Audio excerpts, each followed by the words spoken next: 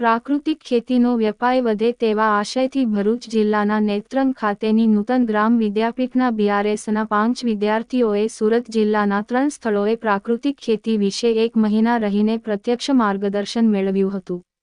મહુવા તાલુકાના સણવલ્લા ખાતેની નંદનવન પ્રાકૃતિક કૃષિ કેન્દ્ર અને ગૌશાળા પર કેન્દ્ર ખાતે તાલીમ લીધી હતી.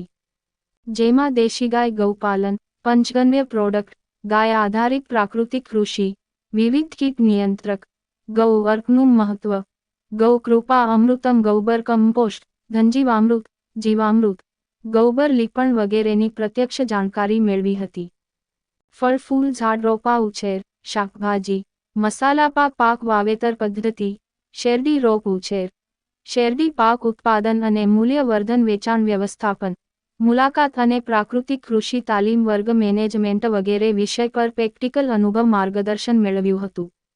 નંદનવન પ્રાકૃતિક કૃષિ કેન્દ્રના હર્ષભાઈ ભરતભાઈ પટેલ તથા બારડોલીના મીરા પ્રાકૃતિક ફાર્મના જિજ્ઞાસુભાઈએ તથા દોધનવાડી ખાતે વિશાલભાઈ વસાવા અને ભરતભાઈ નાનુભાઈ પટેલ પાસેથી માર્ગદર્શન આપવામાં આવ્યું હતું. વિદ્યાર્થીઓએ 1 માસ મહિનાની નિવાસી તાલીમનો લાભ લઈને માર્ગદર્શન મેળવ્યું હતું.